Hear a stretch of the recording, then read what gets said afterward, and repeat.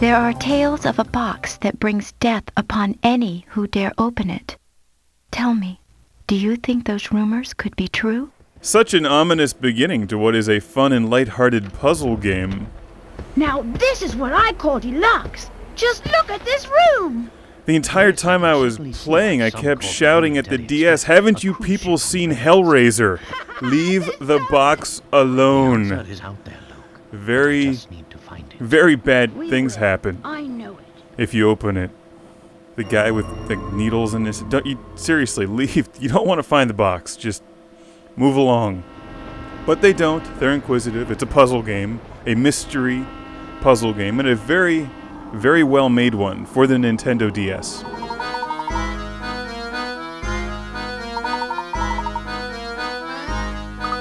After their friend reportedly has the box, he's found dead. The box is nowhere to be seen. Professor Layton and Luke follow a trail of clues which lead them to a train. Unaware of the secrets that awaited them down those iron tracks.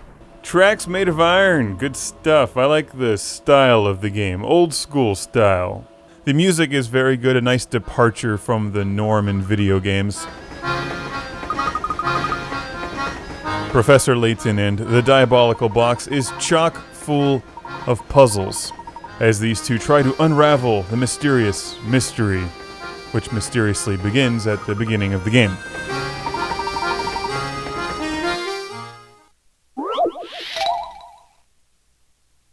This is published by Nintendo and masterfully uses the split screens on the DS and the touch screen with the stylus. Whether or not you like puzzle games, there's no doubt this one oozes quality. I've been waiting for the chance to use the word oozes for the past several reviews, and I found it. Oozes quality and style. And brain-busting challenges. It oozes ouzo. Now, it doesn't do that. That would be some serious programming if it pulled that off. It does, however, have a huge variety of puzzles. Lots of different kinds of puzzles. Organizational puzzles, mathematics puzzles, word puzzles, picture puzzles, maze puzzles, puzzling puzzles. If you like puzzles, if you like saying the word puzzles, Professor Layton and the Diabolical Box is a game you may want to look at. And all Hellraiser jokes aside, it's completely cool for kids. The game has an E10+ rating, and it's quite a bit of fun. Just leave it to me. Layton's apprentice strikes again. Kind of reminds me of Tintin. I don't know why though, it must be the color palette and art design. As you may imagine, the game starts off with very easy puzzles and then gets dramatically more challenging. You collect points along the way for solving puzzles, and you lose points if you guess incorrectly. You can use the points later in the game. Also, throughout the game you'll find coins here and there which you can cash in for hints. Which happened to me a few times, namely because I didn't read the instructions for a few puzzles closely enough. These are some serious puzzles, and they're very well made. Although for some of you they may bring back horrible SAT flashbacks, so be careful. Some of the puzzles were definitely the obvious answer, others required a lot more thinking. I'm actually a sucker for puzzle games. I enjoyed these. You wouldn't think of me as a guy that digs puzzle games, but I do. How many spaceships does it take to wipe out the entire invading enemy fleet? The answer? 1. With lots of different power-ups. To test my theory.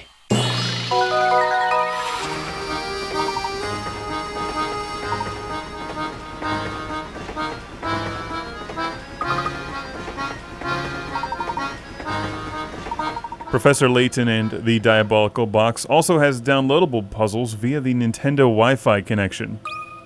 That's pretty neat. That's a nice feature.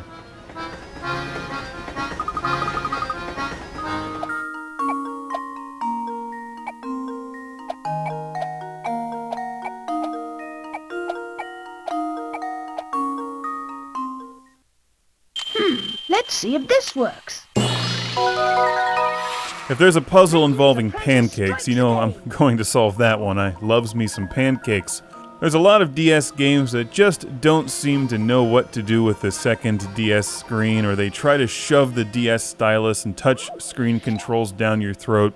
This one is clearly made to be one of the flagship puzzle games on the DS, with the unique DS screens and control system in mind. It even uses the Wi-Fi connection.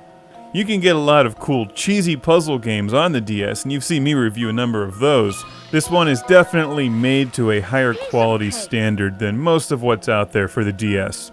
It's a great game to get your kids if they like puzzle games, and a nice game to play yourself.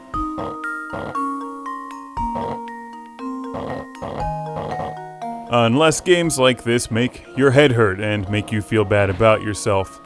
In that case, I'd recommend something slower, more relaxing, easier, like Ikaruga on hard, with your eyes shut.